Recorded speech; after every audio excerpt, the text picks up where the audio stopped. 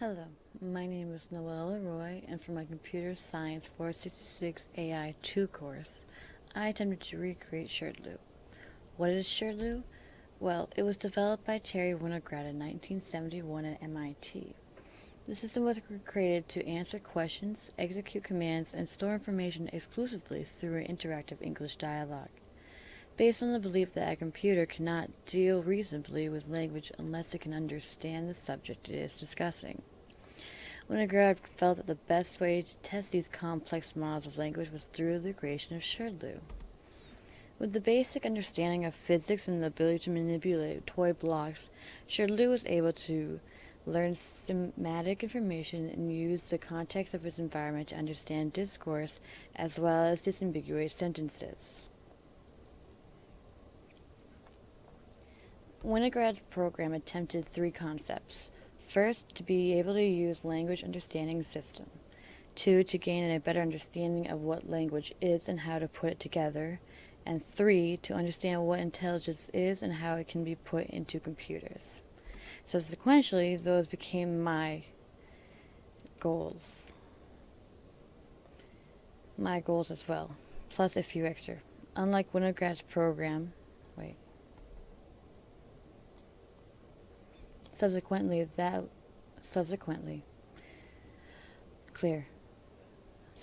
those became my goals as well, plus a few extra. Unlike Winograd's program, whom was initially a robot with an eye to see its environment and an arm to manipulate it, my program was entirely conducted in Lisp. Therefore, I had to initialize a world in which Sherd, my shortening version, can play. Likewise, it was also important for me to establish some basis of physics such that when conducted in the main event, my data would not be corrupted. And only after that can I begin the machine learning portion of it.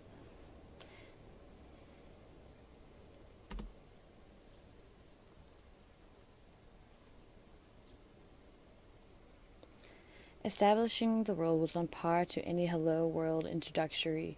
However, the actual implementation of the objects and the movement of them was significantly more difficult.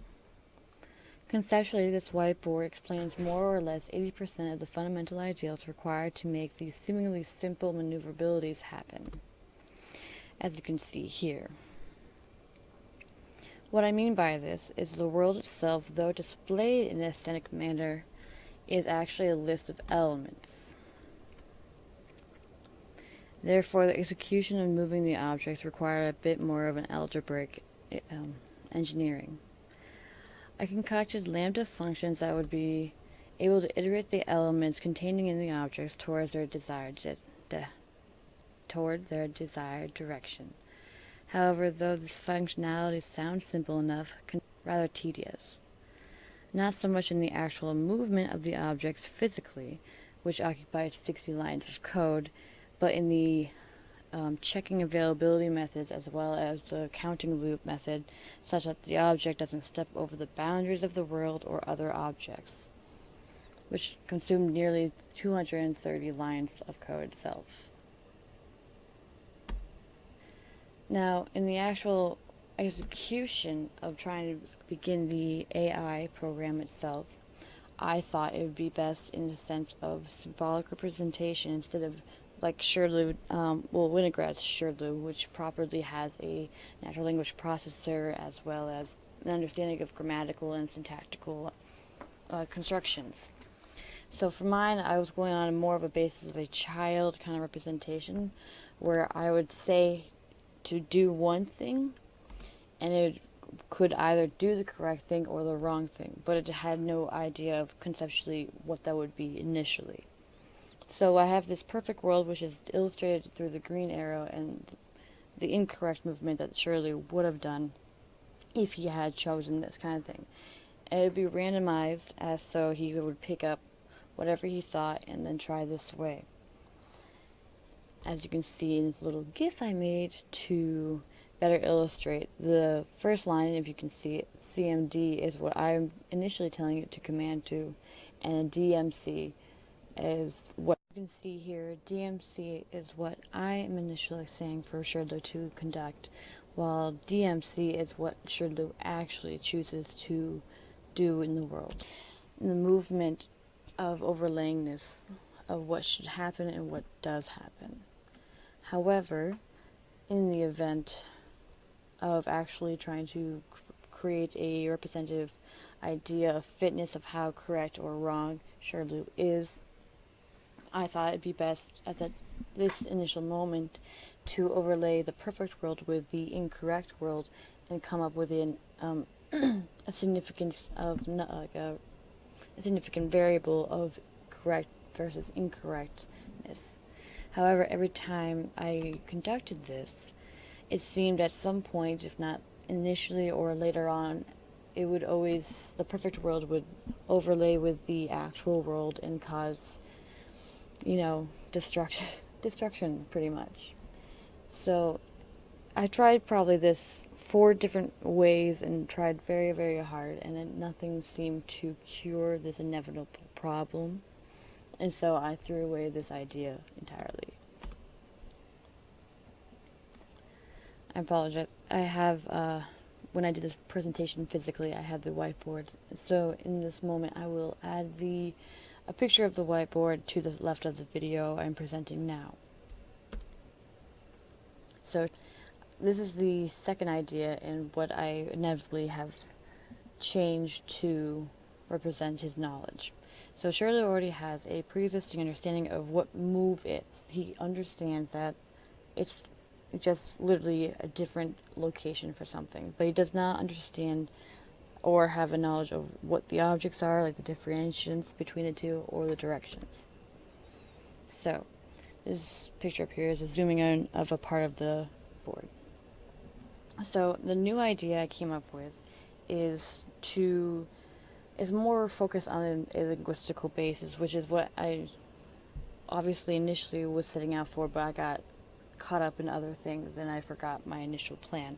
So then I found my way back, and then the reasoning I chose to do this method, what the method is instead of the Winograd Shrdlu, which does have a syntactical and grammatical basis to understanding what words mean in the placement they have in the context, I'm choosing a more childlike understanding, in that you are in the infancy of communication and you do not know the words themselves, but you hear and you see and you start to make connections for those synapses, or nodes in this case.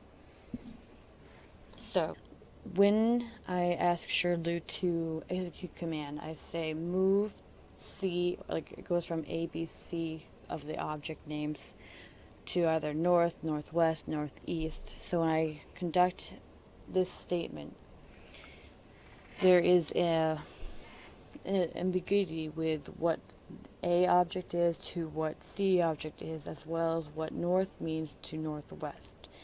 But northwest and north do have symbolic similarities in that they both consist of north. So I created a numerical kind of reward system, in the sense that I tell Shrdlu to do something and I know what the answer is, and I give him kind of like treats and reward points for how correct he is, but he doesn't see what the correct solution is, because you're a kid, you don't really know. There's some ambiguous situations. So as an example, if I said move C northeast and he selected C, he would get 4 points for moving it east, but he would also get an additional 5 points because he selected the correct object. So in total, he would get 9 points of correctness for moving the object that way, and so forth and so on. So, but when it comes to the following, if obviously I'm saying go northeast. If he selects north with the correct object, he does get some points for that, because symbolically north is contained within northeast, the original command. Likewise with east, if he selected east. However, when it comes to if he picked northwest, he'd get a repertoire because it is in the opposite direction, being that it's west. However, he does get not as significant less points because he did select north or something likewise. There was some connection, but if he selected the entire opposite direction, he would get significantly even more less points. So if in the opposite direction, if he selected A object or B object, he'd get -5 points right off the bat because it's not the object of which, is of concern, and then how he selects points goes further on. So if he gets the correct direction, he still gets 4 points because that's what we want, and then similarly down to the opposite way. Okay, but the weirdness of how they lose points is because of the following. So, in the event that the position happens to be adjacent to the northwest corner of the object of concern, there is a very unusual scenario in which points are given. So, if I said move whatever this object is north, and Shrdlu moves that object, the correct object, west, there is 0 visual representation of how it changed in the environment because it technically still doesn't move. And so Shrdlu would get the 5 points for selecting the correct object, but 0 for direction because it did not move in its environment, which is true because you can't, the ambiguity, if that's correct, is not provable in a sense. And then likewise, if it's the wrong object and it's unable to move and the other object's unable to move, then you get 0. And if no object is able to move in this weird situation, then 0 because you can't tell if it's the correct or wrong object or the right or wrong direction. So that is the customization I have for the artificial understanding of my world in a new sense. So this is how I formatted it into his memory base. So the first line of move A north is what I said, move B west is what he said, in a following point system. So it seems that obviously he selected the wrong object, but no object moved, and so it's only 5. And likewise, and so on forth. However, another situation happens if Shrdlu selects the same object more than once, like the same combination. So as it goes, the second line says move B southeast and move C northwest. You get this many points.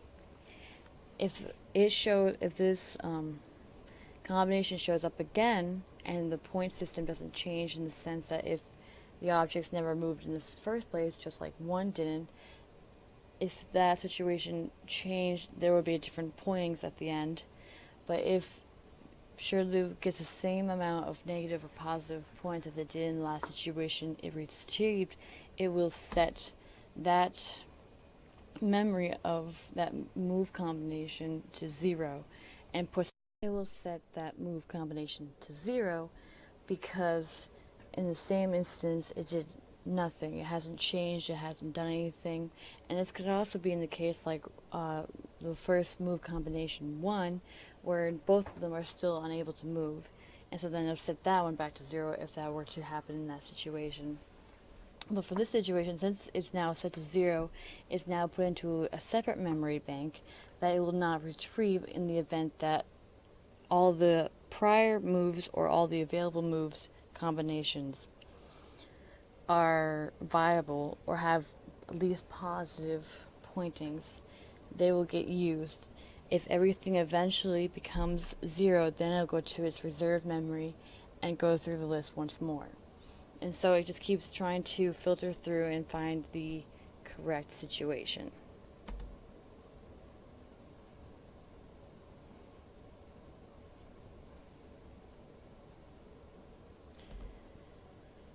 So, like I said, I haven't entirely finished the program, but everything I just explained to you is in this following video.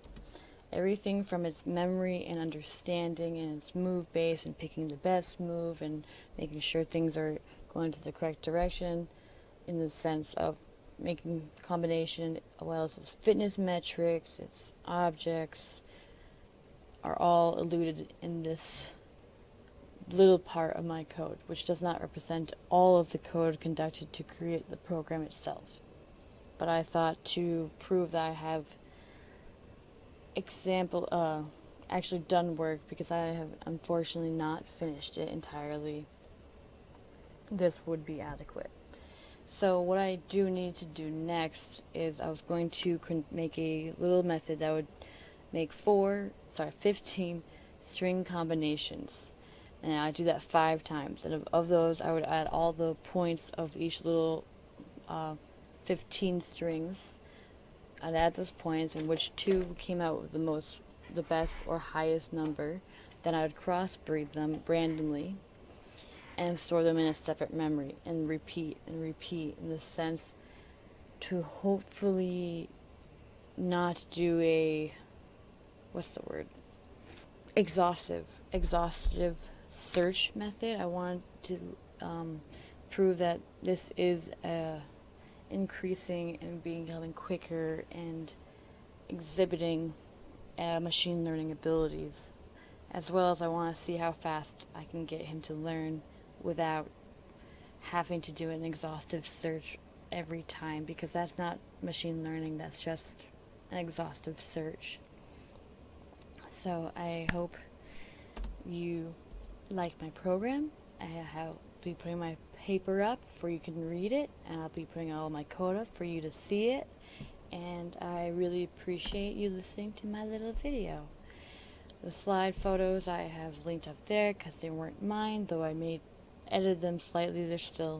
I'm giving points to wherever I stole them from, as well as the fact I am not going to end working on my Shrdlu idea here. Though the semester has ended, I would like to continue it over the summer to see how much better or how accurate I can get him to be, as well as expanding on the ambiguousness of the sentences, like move it north kind of thing. I want to see if I can teach it how quickly to understand that it would be the last thing, or move it back, or other weird directions to the right of. I want to see how far I can push it. So I will update this paper. Well, sorry, not this paper, but I will be updating everything and hopefully get somewhere. Thank you for listening.